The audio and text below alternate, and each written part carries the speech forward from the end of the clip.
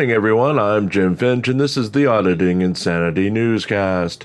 Tonight we have stories on DeCastro's big return to infomercials on his channel, Katie Kidman auditing a famous hotel in Burbank, California, Regan Benson deciding she's Batman, and of course, the total and utter collapse of Jose DeCastro's new GoFundMe fund. The sky is beautiful today in north central Pennsylvania. It's going to be another scorcher as the storms that played hell with my power last night are long gone, and the heat and depression of the long days of daylight are upon us.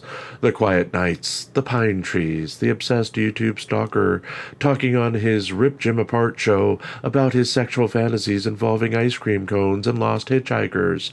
Oh, times like this will never change, even if he is overseas. That said, we're diving into today's newscast. Remember to be your own strange little people on the internet as we get to GoFundMe DeCastro Fund Fizzles. Jose DeCastro's Justice for All legal battle for accountability GoFundMe campaign both won the day and suffered a 95% reduction in donations from the previous day to win the GoFundMe crown on Monday. DeCastro announced his campaign in his return live stream Saturday night, taking in a massive $3,621 in donations during the stream. Fans were generous in their donations to the fund as he featured the fund on screen, but failed to share the direct URL to the campaign. His dismally attended YouTube Live on Monday, with just 0.1% of his subscribers in observed attendance, featured the YouTuber ignoring the campaign to focus on trifle and 5A cop card sales, devoting 3 hours of his life to under 50 sales and a fraction of the money he made the night before from his GoFundMe campaign alone. DeCastro is seeking $100,000 to hire the best First Amendment lawyer to file his pending lawsuit against all elements of the criminal justice system in the state of Nevada. Claims he'll sue for include malicious prosecution, inhumane treatment, cruel and unusual punishment, perjury, depriving his family from entering the courtroom, torture, keeping him from having a book and pencil while being in the hole, putting him on extended lockdown for standing up and grabbing a book off a library cart while on lockdown, and putting him in the hole for live streaming while on the phone from the Clark County Detention Center. New to this list, as we missed it on Sunday's list of grievances, is DeCastro's claim that he was forced to use a polished aluminum fake mirror instead of a real glass mirror to shave, resulting in multiple small cuts on his face anytime he shaved. DeCastro's included this in his list of grievances that he claims will see him win a 7-figure settlement from the state of Nevada. While dropping 95% in overall new donations on Monday, DeCastro's Justice for All legal battle for accountability did win the day with $167 in new donations. This was followed by our own ongoing expenses fund with $140 in new donations. DeCastro's lawyer fund only, all dollars go to lawyers, saw $100 in new donations, while his legal aid fund, donation fund, Help People fund saw $40 in donations for the day. His legal defense fund crime scene tape illegal arrest campaign again was completely ignored by DeCastro's fans. As DeCastro goes, so does the market, with today's random donation going to Christopher Ruff's Help Christopher Ruff Direct D Clear His Name fund, receiving $10 in new donations. All in all, the combined campaigns that we follow pulled in $462 in new donations, reaching $181,448 out of a combined goal of $58,050 for a 31% completion rate. The overall take has jumped since DeCastro's return, going up a full percentage point in the 2 days since he returned from his time in the Clark County Detention Center. We warn against getting too excited about the gains, as DeCastro was unable to capitalize on his massive Sunday win, barely edging out our own campaign on Monday. If he continues to fail to promote his campaign, there will be no meeting his $100,000 goal, no winning of a 7-figure settlement from the state of Nevada, and no party with his fans to celebrate himself in the future. If you'd like to join our daily hate watcher and forcing us to write this column every day, we do have a GoFundMe of our own. All proceeds go to keeping the lights on, eating, and writing news stories to feature here and on ReallyCoolSite.org.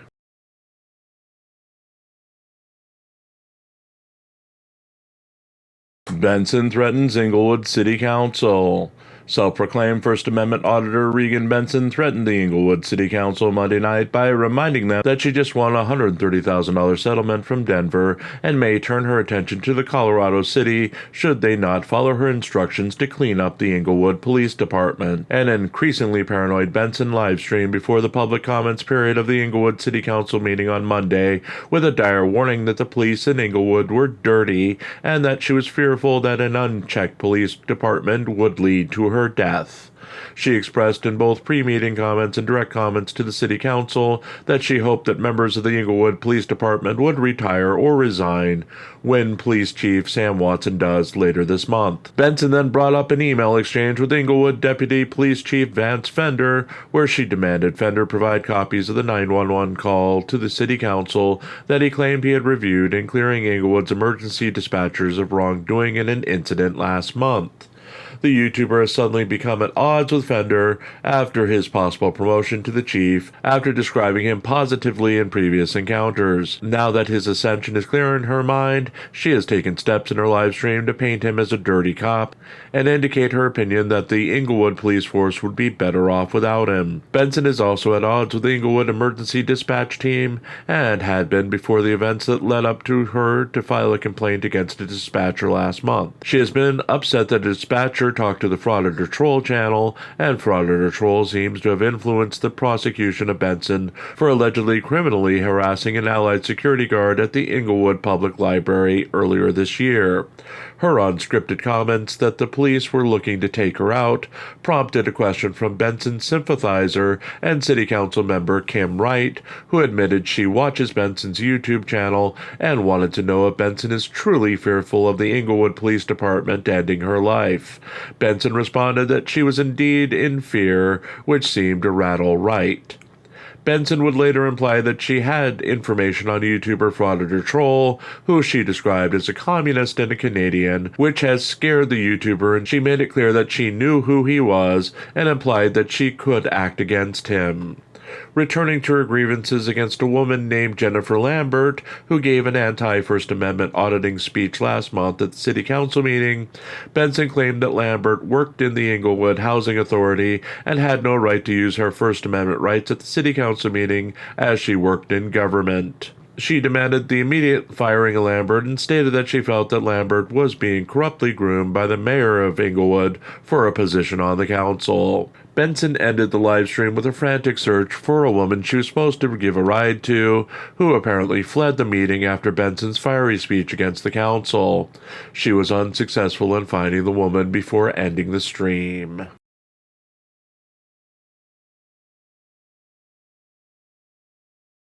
DeCastro returns to Infomercials. Jose Chili DeCastro immediately returned to live streaming on Monday, going a little over 3 hours and featuring an absurd 480 viewers at peak, despite post-video views initially ballooning up to over 15,000 views, compared to a total of 135 comments and 1,400 likes. DeCastro 49 was back to full infomercial form, offering deals on his indestructible trifolds and 5A cop cards, while featuring anti-police videos and otherwise obnoxiously berating the police, claiming that police knew better to mess with him in real life and showing none of the promised changes that he would make since getting out of the Clark County Detention Center. The YouTuber's pupils were tiny and his lips were white again as he manically rushed through parts of the 3-hour-long broadcast. Compared to the night before when he cried his way through the first live stream back from being released from an overturned conviction that put him in the detention center, he was much more frantic as he pitched his items to his fans. Notable was the fact that despite the mysteriousness of DeCastro's ability to add thousands of views long after having abysmally attended live streams for such a huge channel, 0.1% of his subscribers attended the live stream, while a total of 3% of total subscribers viewed the live stream in the 12 hours since it finished airing. When compared to smaller YouTubers and even Michael Eline's broadcast on DeCastro's own channel, the turnout is obviously not what the YouTuber expected in his grand return from incarceration. Even hate watchers avoided the second broadcast, with many who would otherwise have previously watched DeCastro's videos restreamed on a now-defunct UK-based YouTube channel simply opted out of giving DeCastro a view. The broadcast itself also lacked news, with DeCastro continuing to promise to throw a party in his honor when he wins a seven-figure settlement. However, in the second broadcast, he seemed to back away from the idea of buying hotel rooms for all of the viewers who donated. DeCastro has been known to weight and appearance shame individuals on his videos, showing a bias for beautiful people as he ages and no longer displays the physical qualities that made him a small-time model and Power Rangers actor. His bias against less than beautiful people may give him second thoughts about interacting with his fans, though it's unconfirmed at this time. Returning to his physical prowess, DeCastro said that in real life and away from the jail, none of the guards could intimidate him or take him in a fight. While he admitted his current diminished physical capacity, he still boasted that he could win fights against anyone who challenged him. In a strange ending to the live stream, DeCastro claimed that while he was going to punish Justice of the Peace Ann Zimmerman by stripping her of her judicial immunity and forcing him to pay for sentencing him to jail, he indicated that he had no hate in his heart and had forgiven all those involved in the ruling that put him in jail for hundreds and hundreds of days. After nearly 3 hours of justifying his punishment of all the players and indicating how he would punish the players with lawsuits, stripped immunity, targeted advertisements, and pariah status in the community, it was a puzzling element of the stream as he explained how he stopped a good friend from talking about the unprincipled and dirty Justice of the Peace Zimmerman, as all he had was forgiveness in his heart. DeCastro is expected to return to his regularly scheduled 3-hour live infomercial this afternoon.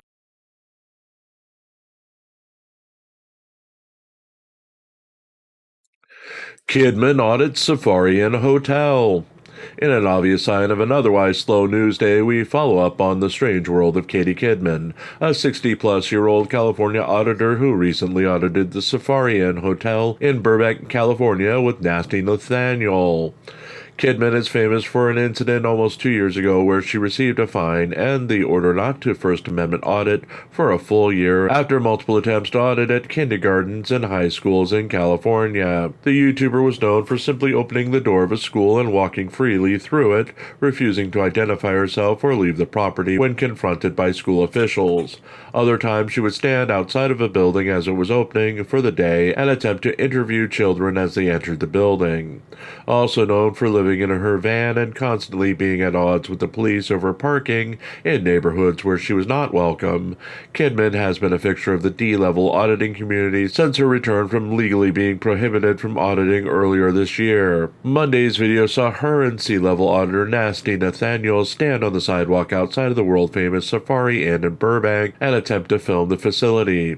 While keeping to the public sidewalk, the pair discussed the history of the building before they were approached by an employee who warned them that they could not film on the property. The Safari Inn, which according to Google's AI overview, has a history of appearing in movies and TV shows such as True Romance, Apollo 13, 6 Feet Under, CSI Vegas, Coach Carter, Desperate Housewives, and The Partridge Family, apparently has a strict no-filming policy and is known for defending that policy. Kidman and Nasty Nathaniel pointed out that they were on public property and they could film anything they could see from the sidewalk.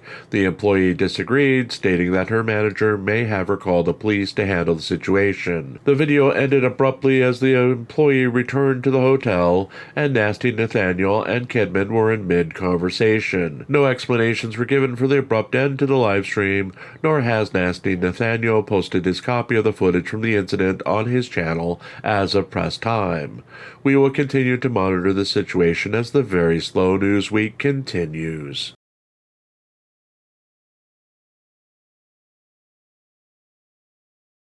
Flashback, July 16, 2023. DeCastro begs for Instagram help. Like a tired old man discovering a new early bird special only to order the same tired and true meal of cottage cheese, fruit salad, and soup, Jose Chili DeCastro started his live stream on early Sunday night, featuring more of the same and offering nothing new to his friends and followers. DeCastro appeared a bit less disheveled than in recent videos.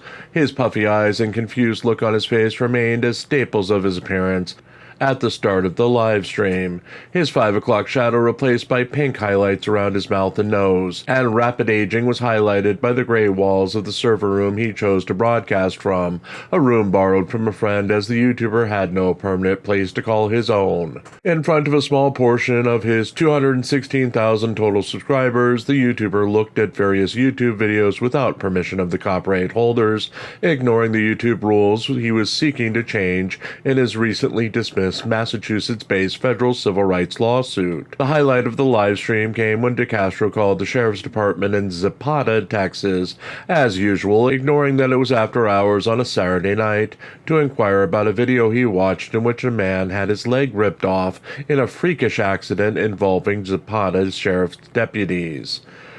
DeCastro prank called the Zapata Sheriff's Office twice, getting in touch with an after-hours dispatcher and getting several no-comment responses before hanging up and launching into song about channel member Jeff Hates Pigs and proclaiming that sometimes, as he's driving, he gets surges of energy, before trailing off and directing his fans to his Instagram page to get balance to his scale. The homeless YouTuber ended the live stream urging his followers to fight for him on social media and complaining that his social media accounts were inundated by bootlickers and copsuckers, and only a small portion of his followers showed any sort of support for him outside of YouTube.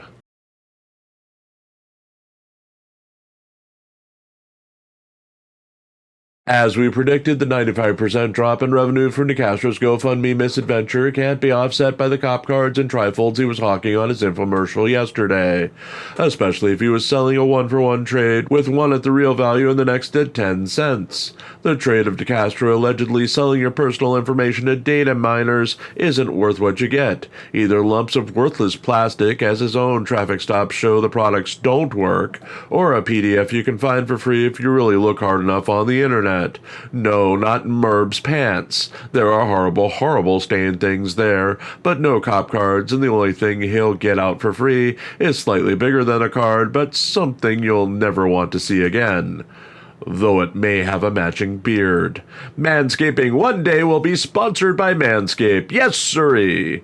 On that note, have a happy and strange rest of your evening, and we'll track down some news. All the news that's fit to dent or a name isn't Guy Smiley. Booyah, She-Ra, rah-rah, Roxanne has put up the red light, so go visit her and have a good time tonight. We're out of here.